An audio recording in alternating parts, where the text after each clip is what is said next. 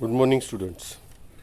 I welcome you to the third part of subaltern studies. The elite nationalists were actually working in a domain where contrary forces of constitutional law as well as unquantifiable strategies of domination and subordination coexisted and interacted with each other. We have seen up to this point. Now, let us continue with the next part. Subaltern studies vehemently oppose the prevalent idea that nationalist leaders were single-handedly responsible for dragging the country from pre-capitalist doom into a stage of bourgeoisie modernity characterized by all the representative aspects of a democracy: citizen right, market economy and the rule of law. Subaltern स्टडीजचे जे professor लोक होते, म्हणजे जे त्यांना support करत होते subaltern स्टडीजला, त्यांनी खूप जोरदार विरोध केला. कोणत्या कल्पनेचा? की त्यांचं या कल्पनेला विरोध होता. काही लोक म्हणायचे की राष्ट्रीय जे नेते आहेत त्यांच्याच फक्त प्रयत्नांनी आपला देश या भांडवलवादाच्या संकटातून आधुनिक मध्यमवर्गीयाच्या युगात आलेला आहे. आणि याचे कॅरेक्टरिस्टिक्स आहे लोकशाही, ज्यात नागरिकांचे अधिकार आहेत, विपणन अर्थव्यवस्था आहे आणि कायद्याचं राज्य आहे. असं काही लोकांचं म्हणणं होतं की फक्त नॅशनलिस्ट लीडरमुळेच आपल्याला स्वातंत्र्य मिळालेलं आहे. परंतु सबल्टन स्टडीजचे जे अभ्यासक होते, त्याचे जे पुरस्कर्ते होते, त्यांनी अतिशय जोरदार विरोध केला या कल्पनेला. त्यांचं म्हणणं होतं की फक्त त्या राष्ट्रीय नेत्यांनीच नाही तर सामान्य जनतेनेही स्वातंत्र्य लढ्यात भाग घेतला आणि त्यामुळे आपल्याला स्वातंत्र्य मिळालं. Goa examined rebel insurgencies and studied the complex interrelationships not just between the elites and the subalterns but among the subalterns themselves. तर गुहांनी काय केलं, रणजित गुहांनी, की या ज्या काही क्रांतिकारी घटना होत्या, क्रांतिकारी चळवळी होत्या, त्याचा अभ्यास केला आणि त्यांनी सांगितलं की गुंतागुंतीचे संबंध आहे. कसे? तर एलिट्स आणि सबल्टन्स म्हणजे उच्चवर्गीय आणि दलित शोषित वर्गातले संबंध, आणि त्या दलित वर्गातसुद्धा अंतर्गत वर्ग होते काही, त्यांच्या संघर्षाची सुद्धा मांडणी केली. आणि त्यांचं म्हणणं होतं की अतिशय गुंतागुंतीचे संबंध आहेत. Guha's approach is structuralist because he tries to derive an elementary structure from these relationships that can indicate the general consciousness inherent in these acts. गुहाचा दृष्टिकोन होता स्ट्रक्चरलिस्ट. त्यांचं म्हणणं होतं की आपल्याला एक एलिमेंटरी स्ट्रक्चर काढायचं. स्ट्रक्चरिस्ट लोक काय करतात, जे काही लिखाण असेल, जे काही कलेचा प्रकार असेल, त्याचं स्ट्रक्चर फक्त अभ्यासायचं. आणि मग गुहांनी काय केलं, मग यांचे संबंध तपासले की सत्सद विवेकबुद्धी काय होती लोकांची, की त्यांनी देशभक्तीसाठी स्वतःचं जीवन झोकून दिलं, तर या कोणत्या सत्सद विवेकबुद्धीचा वापर केला, त्यांची मनाच्या कोणत्या गाभाऱ्यातून त्यांना आवाज आला की आपण या देशासाठी लढलं पाहिजे, आपला देश आपण स्वतंत्र केला पाहिजे. Guha went to the archives for this studies. ते या अभ्यासासाठी इतिहास विभागात सुद्धा गेले. These available archives on peasant insurgencies were produced by the counter-insurgency measures of the ruling classes and their armies and police forces. आता हे काही हस्तलिखित होते, काही पुरावे होते, काही दस्तावेज होते, ज्यात शेतकऱ्यांचा उठावसुद्धा होता. आणि यात झालं कसं, रुलिंग क्लास म्हणजे जे लोक राज्य करत होते, उच्चवर्गीय लोक, त्यांचे स्वतःचे सैन्य होतं, पोलीस फोर्स होती त्यांच्या हाताखाली, आणि ते ब्रिटिशांना अंकित होते. या सगळ्यांचा अभ्यास केला. जसं उठाव केला तर हे काय करायचे, श्रीमंत लोक पोलीस वापरायचे, आर्मी वापरायचे, आणि जे लोक उठाव करत आहेत त्यांचा नायनाट करायचे. Guha stated that the historians cannot read these archives without a sense of the biases inherent in them and the textual properties of these documents. तर गुहांचं म्हणणं होतं की कोणता इतिहासकार हे दस्तावेज वाचू शकत नाही कशाशिवाय, त्यांच्यात जे काही बायसेस आहेत, म्हणजे त्यांच्यात काही आधीपासूनचे पूर्वग्रह आहेत, त्याशिवाय ह्या वाचूच शकत नाही. बरोबर आहे, आपल्या मनात काही कल्पना असतात, आपण किती म्हटलं या कल्पनेला न पाहता या कल्पनेकडे दुर्लक्ष करता मी वाचील तसं शक्य होत नाही. आपल्या मनात काही ठाम कल्पना असतात आणि त्यांनी गुहांनी या टेक्स्च्युअल प्रॉपर्टीचा अभ्याससुद्धा केला. त्यांनी म्हटलं होतं हे जे काही डॉक्युमेंट्स आहेत या डॉक्युमेंट्समध्ये काही पूर्वग्रह आहेत लिहिणाऱ्याचे आणि वाचणारासुद्धा आपले पूर्वग्रह वापरतो.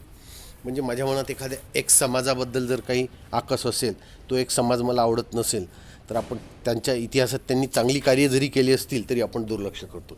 दिस is called as a bias, पूर्वग्रह. आणि एखाद्या समाजाबद्दल चांगला भाव असेल आपल्या एक समाजाबद्दल, तर आपण त्यांनी केलेले वाईट कार्यसुद्धा आपल्याला चांगली वाटायला लागतात. तर या पूर्वग्रहाशिवाय आपण कोणतीही गोष्ट वाचू शकत नाही, कोणती गोष्ट लिहू शकत नाही, असं गुहांचं म्हणणं होतं. पण आयडियली त्यांचं म्हणणं हे सुद्धा होतं की आपल्याला हे बायसेस बाजूला ठेवून we have to read and write. The historians needs to understand the historians needs to understand the assumptions that inform the representation of the subaltern. आता जे इतिहासकार आहे यांना हे समजणं जरुरी होतं, हे गृहीत की यात दलित लोकांचं प्रतिनिधित्व आहे. कारण दलित लोकांच्या प्रतिनिधित्वाशिवाय, खालच्या वर्गाच्या प्रतिनिधित्वाशिवाय आपल्याला स्वातंत्र्य मिळालं नसतं.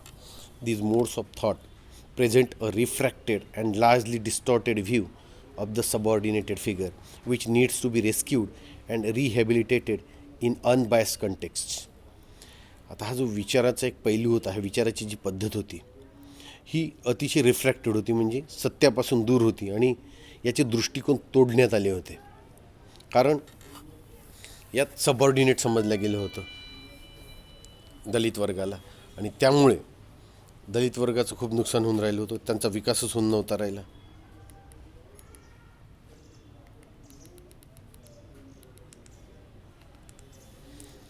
आणि या ॲप्रोचमुळे बाकी लोकांचं पुनर्स्थापन नव्हतं होऊन राहिलं, त्यांची पुनरुत्थान नव्हतं होऊन राहिलं आणि कोणीच अनबायस कंटेक्स्टमध्ये त्यांना वाचून नव्हतं राहिलं. In the absence of such an approach the historian will repeat the same representational fallacies. आणि जर असा दृष्टिकोन राहिला, म्हणजे बायस होऊन त्यांचा अभ्यास जर केला आपण, म्हणजे पूर्वग्रह मनात ठेवला आणि त्यांच्याबद्दल विचार केला, तर हिस्टोरियन लोक आपल्यासमोर चुकीचंच प्रतिनिधित्व ठेवतील, दलित वर्गाचं सत्य प्रतिनिधित्व आपल्यासमोर येणार नाही. This will happen. आपल्याला अनबायस्ड राहायला हवं. अनबायस्ड म्हणजे मनात कोणताही पूर्वग्रह न ठेवता. It was the peculiar ground reality of the Indian situation that necessitated a deviation from the history from below approach of English Marxist historiography. ही सत्य परिस्थितीत एक विशिष्ट ग्राउंड होतं आहे भारतीय परिस्थितीत. भारतीय परिस्थिती एक सत्य परिस्थिती होती की आपल्याला हिस्ट्री खालून शिकायला पाहिजे होती, कुठून, मुळापासून. आणि हा अप्रोच होता इंग्लिश मार्क्सिस्ट हिस्टोरिओग्राफीचा. इंग्लिश मार्क्सिस्टचं म्हणणं होतं खालून शिका. आणि भारतात काही इतिहासकारांचं काय झालं, दुर्लक्ष, त्यांच्या मनात पूर्वग्रह होता दलित वर्गाबद्दल आणि त्यामुळे सत्य इतिहास लिहिला गेला नाही. It concentrated on the textual properties of archival documents and treated representation as a matter of power relations between the elite and the subaltern. त्यांचं सगळं लक्ष कुठे केंद्रित होतं की जे काही कलाकृती आहे त्याचे गुणधर्म काय आणि जे काही डॉक्युमेंट्स होते त्या डॉक्युमेंट्सवर यांनी फोकस केलं. म्हणजे समजा त्या डॉक्युमेंटमध्ये चुकीचं लिहिलं असेल, त्या डॉक्युमेंटचा आधार घेऊन जर तुम्ही काही सत्य प्रस्थापित कराल तर ते चुकीचं सत्य प्रस्थापित होणार होतं. आणि हे जे प्रतिनिधित्व होतं, हे प्रतिनिधित्व कसं केलं त्यांनी की शक्ती संबंध होते कोणात, एलिट अँड सबल्टनमध्ये. शक्ती संबंध म्हणजे हे एलिट पॉवरफुल होते, ते आपली शक्ती वापरायची आणि सबल्टन लोकांना सप्रेस करायचे. In the 1980s, subaltern studies itself came under scrutiny from Gayatri Chakravarti Spivak and Rosalind O'Hanlon, who made two important criticisms of subaltern studies. 1980 subaltern studies हा स्क्रुटिनीच्या अंडर आला. Scrutiny under आला म्हणजे यात परीक्षण करायला लागले लोक, आणि खास गायत्री चक्रवर्ती स्पिवॉकनी याचं परीक्षण केलं बारकाईनी, आणि रोझालिंड ओहॅनलननी. यांनी काय केलं, मग दोन यावर टीकात्मक लेख लिहिले. कशावर, सबल्टन स्टडीजवर. ही सबल्टन स्टडीजच्या प्लस पॉईंटही मांडले त्यांनी आणि मायनस पॉईंटही मांडले. कोणी, Gayatri Chakravorty Spivak and Rosalind ओहॅनलननी. This would have important repercussions for the future evolution of the subject. याचे प्रतिसाद उमटले. कशासाठी, भविष्यात हा विषय जर विकसित पावला तर याचे प्रतिसाद उमटतील या दोघांच्या लेखाचे. Both Spivak and O'Hanlon pointed out the absence of gender questions in subaltern studies. Spivak आणि ओहॅनलोननी ही गोष्ट लक्षात आणून दिली की यात एक गोष्ट गायब आहे, ती म्हणजे जेंडर क्वेश्चन्स. लिंगाबद्दलचा प्रश्न सबल्टन स्टडीजमधून गायब होता. स्त्रियांबद्दल काय सबल्टन स्टडीजमध्ये याचा काहीही उल्लेख नव्हता.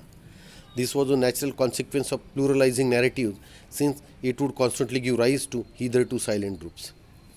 आणि हा एक नैसर्गिक परिणाम होता की नॅरेटिव्ज प्लुरलाइज झाले होते म्हणजे त्या नॅरेटिव्जवर अनेक मते निर्माण झाली होती. आणि इथे हे जे सायलेंट ग्रुप्स होते, जे कमी बोलायचे, विरोध कमी करायचे, पण त्यांची विचारधारा पक्की होती, यांना चालना मिळाली. आता आपल्याला लेडीज ग्रुपला पुढे आणलं पाहिजे, कारण सबल्टन्समध्ये त्यांचा काहीही उल्लेख नव्हता. They also had a problem with the theoretical underpinnings of the project itself. हा जो प्रोजेक्ट होता सबल्टन स्टडीजचा आणि त्यात स्त्रियांचा जो उल्लेख केलेला नव्हता, तर या समस्येला एक सैद्धांतिक भूमिकासुद्धा होती, सैद्धांतिक विचारधारासुद्धा होती. दे also had a problem with the theoretical underpinning of the project itself. They suggested that the avowed subject of the subaltern studies, to make the subaltern the maker of his own destiny, could itself be subjected to post-structuralist criticism. त्यांनी हे सुद्धा सुचवलं की आपण हा subaltern studies प्रतिज्ञेवर आपण हा विषय लिहित आहोत, सबल्टन स्टडीजचा आपण खूप मनापासून अभ्यास करतो आहोत.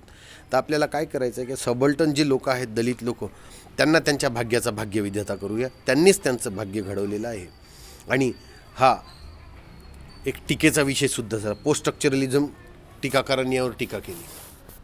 त्यांचं म्हणणं होतं की तुम्ही त्या स्ट्रक्चरच्या अभ्यासावरून न करता इतर पुढील गोष्टीसुद्धा घ्या विचारात. पोस्ट स्ट्रक्चरलिझम म्हणजे सांगण्यात आलं होतं की त्या कलाकृतीच्या अभ्यासानंतरचे प्रतिसाद काय आहेत, त्या कलाकृतीला कसा प्रतिसाद मिळतो याचासुद्धा विचार व्हायला हवा. Spivak's essay, Can the Subaltern Speak, 1994, critically analyzed a conversation between Michael Foucault and Gilles Deleuze. स्पिवॉकने एक एसे लिहिला होता, कॅन द सबल्टन स्पीक, म्हणजे सबल्टन लोक बोलू शकतात का, 94मध्ये. तर तिने गायत्री चक्रवर्ती स्पिवॉकने काय केलं, टीकात्मक विश्लेषण केलं. दोन व्यक्तीचं संभाषण होतं, दोन महान लोक, मायकल फोकॉल्ट आणि गिल्स डिल्यूज, या दोघांचा संवाद तिने त्या एसेमध्ये वापरला. It used a deconstructive approach to the subject. तिने या विषयासाठी डिकन्स्ट्रक्टिव्ह अप्रोच वापरला. And raise several objections to any straightforward attempt at letting the subaltern speak. आता डिकन्स्ट्रक्टिव्ह अप्रोचमध्ये काय, प्रत्येक घटकाचा स्वतंत्रपणे अभ्यास करणे. कन्स्ट्रक्ट म्हणजे एकत्र आणणे, डिकन्स्ट्रक्ट म्हणजे त्या कलाकृतीच्या प्रत्येक घटकाला वेगळं करून त्याचा अभ्यास करणे. आणि यात अनेक ऑब्जेक्शन तिने घेतले की सबल्टनला बोलू द्या बा तुम्ही. सबल्टनला लोक बोलू देत नव्हते पहिले. सबल्टन लोकांना दाबून ठेवल्या जायचं एलिट ग्रुपकडून, आणि तिने म्हणून यावर ऑब्जेक्शन घेतले. त्यांना बोलू द्या, का बोलू देत नाही त्यांना, स्ट्रेट फॉरवर्ड अटेम्प्ट्स करू द्या त्यांना. At this point subaltern studies both the series and the project stands in the middle of several intersecting stands of enquiry. आणि या मुद्द्यावर या क्षणी सबल्टन स्टडीजचा जो अभ्यास होता, सिरीज अँड द प्रोजेक्ट म्हणजे सबल्टन विषयावर असलेली सिरीज आणि संपूर्ण प्रोजेक्ट म्हणजे दलितांचा अभ्यास, हा अनेक रिसर्चच्या मधात होता. अनेक रिसर्चचे धागे होते या सिरीज आणि प्रोजेक्टमध्ये सबल्टन संबंधात, आणि हा सबल्टन आता मधात उभा होता. म्हणजे अजून तिथून खूप धागे निघणार होते, अजून खूप रिसर्च निघणार होता, कारण सबल्टन स्टडीज हा खूप मोठा विषय आहे.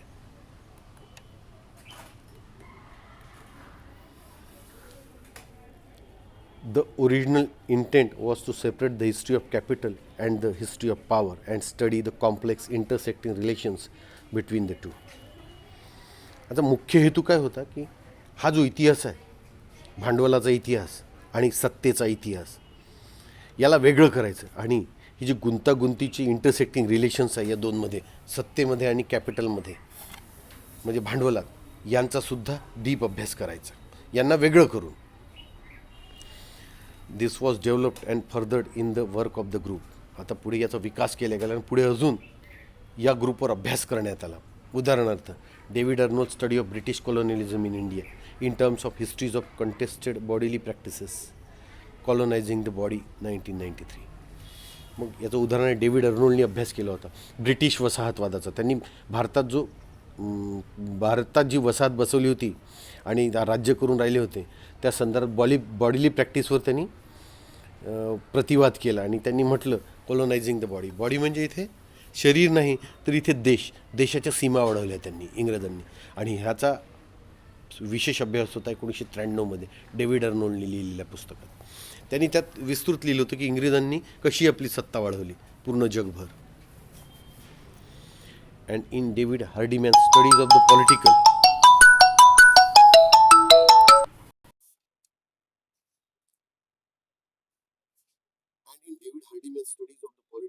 and economic culture of subaltern life got in emergent forms of capitalism in the Indian state of Gujarat. आणि डेव्हिड हार्डीमॅननी अभ्यास केला की राजकीय संस्कृती काय, आर्थिक संस्कृती काय दलित लोकांची, जी वसाहतवादात फसली आहे, जी भांडवलवादात फसलेली आहे. आणि याचा स्पेशल अभ्यास करून भारतीय राज्य गुजरातला संदर्भात घेऊन गेला. गुजरात संदर्भात अभ्यास. The coming of the David 1987.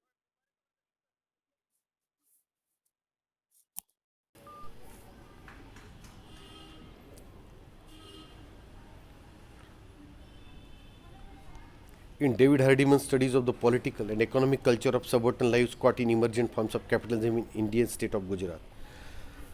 The Coming of the Devi 1987 and Feeding the Bunny 1996, subaltern studies is also a theoretical rubric which can be used to interpret multiple relations of power and operation between dominant classes and any group of people that can be effectively defined as subaltern.